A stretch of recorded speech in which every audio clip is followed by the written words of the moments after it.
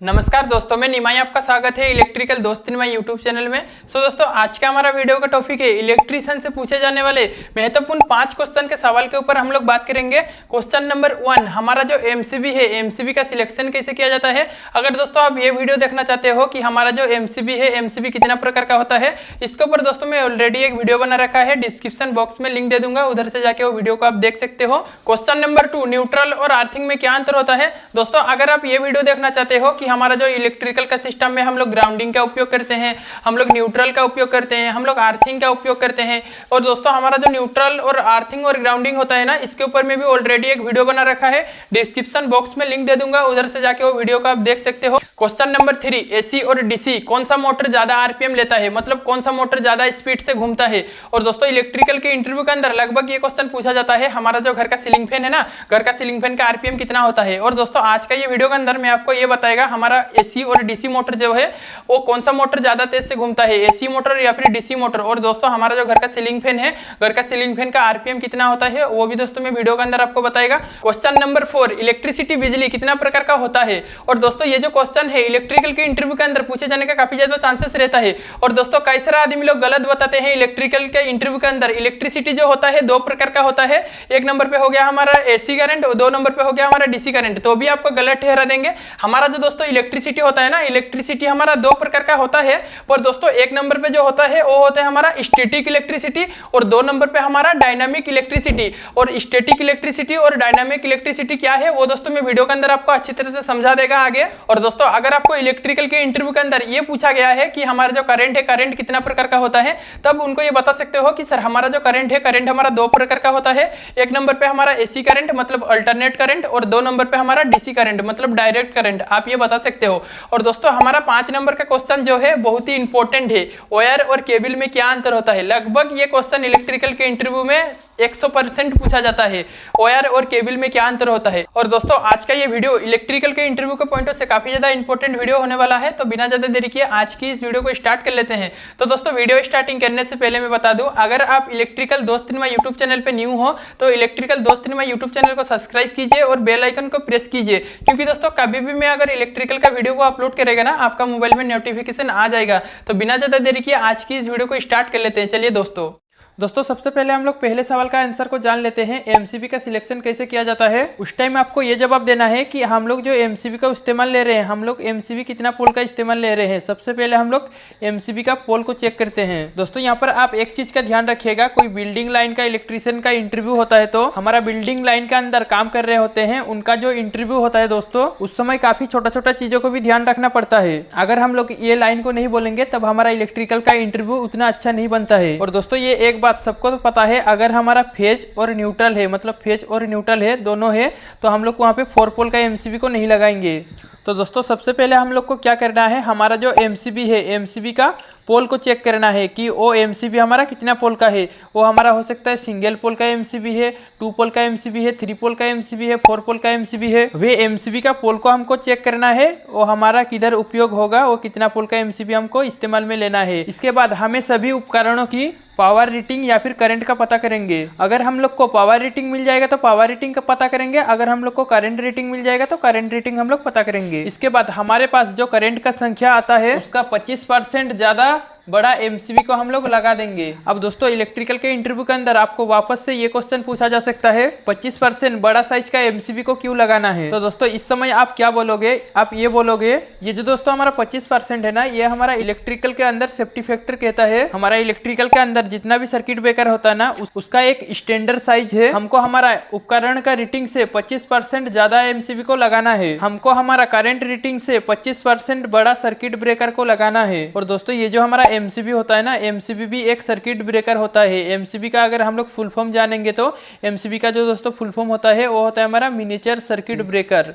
MCB का case में भी दोस्तों हम लोग को 25% बड़ा एमसीबी को लगाने का जरूरत है, मतलब लगाना चाहिए। इसके अलावा दोस्तों हमारा दूसरा क्वेश्चन है, न्यूट्रल और अर्थिंग में क्या अंतर होता है। दोस्तों ये क्वेश्चन काफी ज्यादा इंपॉर्टेंट क्वेश्चन है, तो इसका आंसर हम लोग जान लेते हैं। तो दोस्तों सबसे पहले आपको न्यूट्रल के बारे में बताना है कि ये जो हमारा न्यूट्रल है, ये न्यूट्रल हमारा क्या होता है। आपको इंटरव्यू के अंदर ये बोलना है कि हमारा जो न्यूट्रल पॉइंट होता है ना, हमारा न्यूट्रल पॉइंट ट्रांसफार्मर के द्वारा हम लोग को मिलता है। न्यूट्रल का उपयोग हमारा इलेक्ट्रिकल का सर्किट को पूरा करने के लिए लिए उपयोग किया जाता है। अब दोस्तों मैं आपको थोड़ा एग्जांपल अच्छी तरह से समझा दूं। अब दोस्तों यहाँ पे इलेक्ट्रिकल का सर्किट का मतलब क्या है, और दोस्तों मैं आपको यहाँ पे अच्छी तरह से बता दूंगी ताकि आप ये लाइन को कभी भी भूलोगे नहीं। दोस्तों ये क्या है, हमारे पास एक 100 वाट का लैंप है, या फिर आप बल्ब भी बोल सकते हो। दोस्तों इस साइड में ये बल्ब को फेज से जोड़ दिया, यहाँ पे दोस्तों मैं फेज दे दिया। दोस्तों ये बल्ब को जलने के लिए क्या चाहिए, एक फेज और एक न्यूट्रल चाहिए। और दोस्तों मैंने यहाँ पर ओनली फॉर एक फेज से जोड़ दिया बल्ब को, ठीक है। ये हमारा एक फेज से मैं बल्ब को जोड़ा है। और दोस्तों फेज से जोड़ने के बाद क्या होगा, हमारा जो दोस्तों करंट है, ये हमारा एक वायर पे करंट जा रहा है। ये वायर का करंट दोस्तों यहाँ पे आके रुक जाएगा, ठीक है। यहाँ पे जो दोस्तों मैं फेज दिया, यहाँ पे आके रुक जाएगा।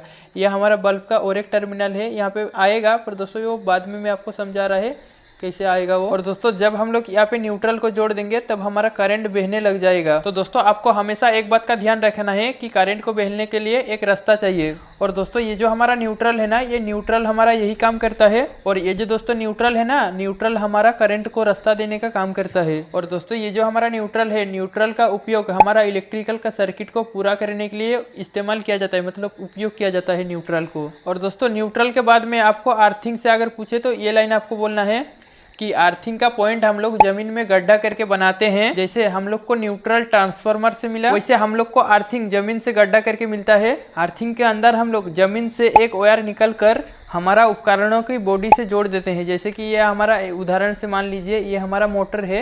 ये मोटर को दोस्तों हम लोग हमारा बॉडी अर्थ कर दिए, मतलब हम लोग बॉडी का जमीन का अर्थिंग लाके हमारा मोटर का बॉडी पे जोड़ दिए। और ऐसे करते हमें इलेक्ट्रिकल का शॉक से बचाता है अर्थिंग। अगर दोस्तों ये क्वेश्चन आपको इलेक्ट्रिकल के इंटरव्यू के अंदर पूछे तो आपको इतना बड़ा लाइन बताने का कोई जरूरत नहीं है। आप खाली 2 लाइन बता सकते हो कि हमारा 1 नंबर पे जो न्यूट्रल होता है, न्यूट्रल का उपयोग हमारा इलेक्ट्रिकल का सर्किट को पूरा करने के लिए इस्तेमाल किया जाता है। और 2 नंबर पे आप ये बता सकते हो कि ये जो हमारा अर्थिंग होता है ना, अर्थिंग हमारा बॉडी सेफ्टी के लिए होता है, मतलब हमें इलेक्ट्रिकल का झटका लगने से अर्थिंग बचाता है, मतलब हमें इलेक्ट्रिकल का शॉक नहीं लगता है अगर हम लोग अर्थिंग बना के रखेंगे तो। अर्थिंग का उपयोग हमें इलेक्ट्रिकल का शॉक से बचाने के लिए किया जाता है। हमारा जो भी दोस्तों डिवाइस में अर्थिंग करके रखे हैं ना, जो डिवाइस के ऊपर करंट फ्लो होगा वो दोस्तों हमारा जमीन के अंदर चला जाएगा, हमको झटका नहीं लगेगा अगर हम लोग अर्थिंग का वायर कनेक्ट करके रखेंगे तो डिवाइस के ऊपर। और अगर हम लोग आके इस पे हाथ भी लगाएंगे तो हम लोग को करंट नहीं लगेगा। टेस्टर पे लाइट दिखाएगा पर दोस्तों हम लोग को करंट नहीं लगेगा, क्योंकि हम लोग इसमें अर्थिंग कर दिए हैं। तो आप कुछ इस तरीके से बता सकते हो न्यूट्रल और अर्थिंग के बीच का अंतर। अब दोस्तों इलेक्ट्रिकल के इंटरव्यू के अंदर तीसरा जो दोस्तों क्वेश्चन है, ये सबसे ज्यादा पूछा जाता है।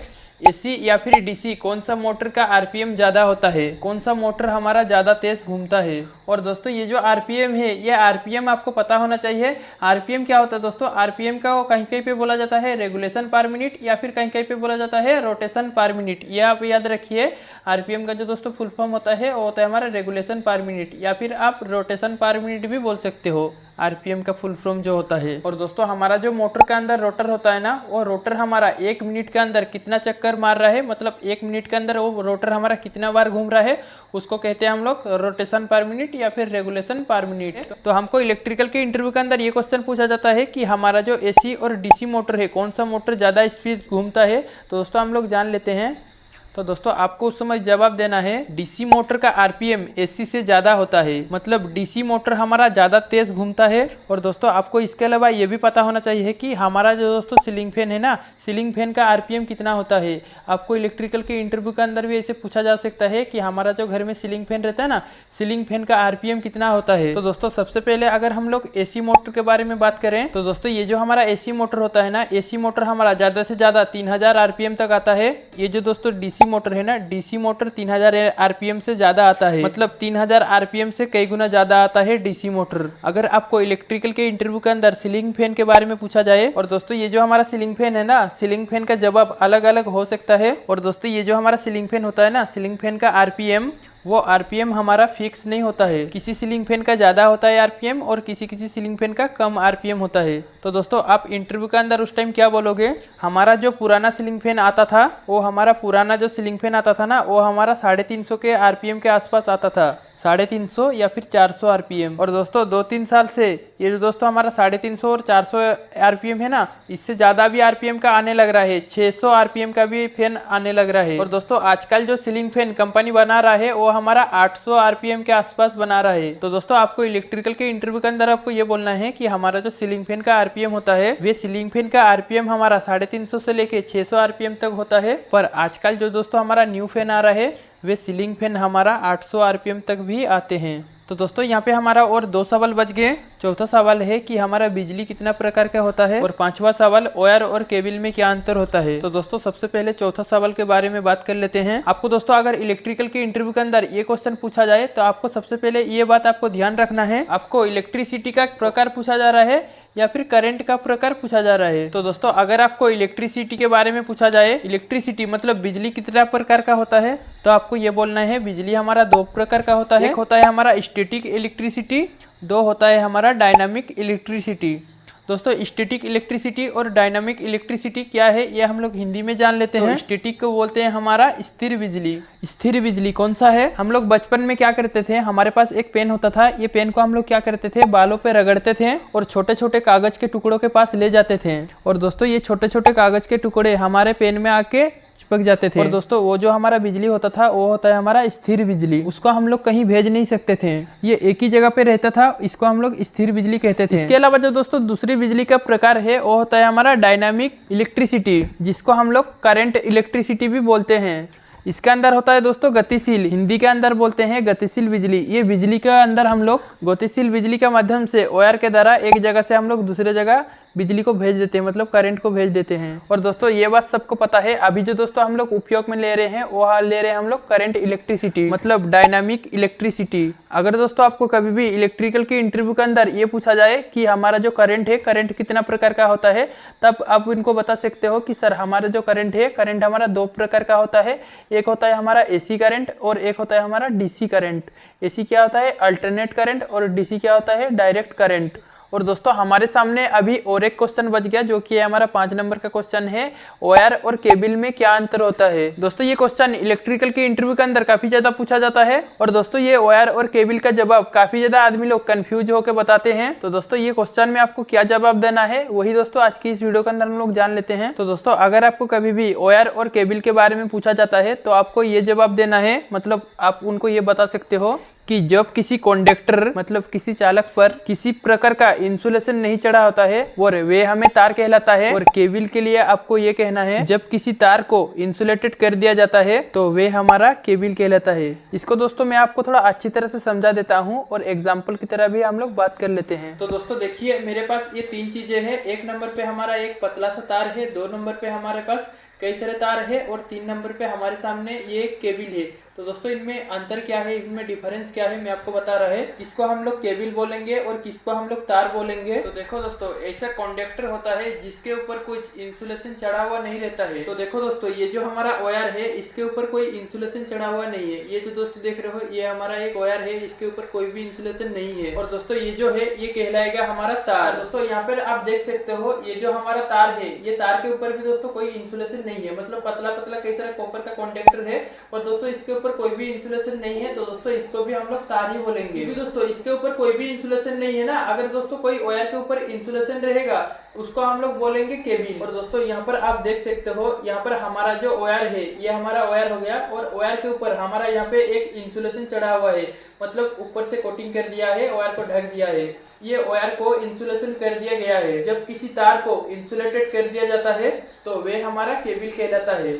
और दोस्तों ये जो है ये हमारा केबल कहलाएगी। और दोस्तों ये जो हमारा केबल है ये केबल हमारा कई प्रकार का होता है। और दोस्तों यहाँ पे ये जो हमारा दोनों है ये हमारा तार ही कहलाएगी, मतलब हमारा वायर कहलाएगी। और दोस्तों ये जो हमारा तार है ना, ये तार हमारा कितना प्रकार का होता है। तार दोस्तों हमारा 2 प्रकार का होता है। एक होता है हमारा सॉलिड वायर और एक होता है हमारा स्टैंडर्ड वायर। सॉलिड वायर दोस्तों पूरा एकदम हार्ड होता है, और दोस्तों हमारा जो स्टैंडर्ड वायर होता है ना, स्टैंडर्ड वायर हमारा ये पतला पतला कई सारे रेप करके बनाया गया है स्टैंडर्ड वायर को। और दोस्तों यहाँ पर आप देख सकते हो यहाँ पे हमारा पतला पतला कॉपर का कंडक्टर कई सारा है, इसको दोस्तों हम लोग बोलते हैं स्टैंडर्ड वायर, ठीक है।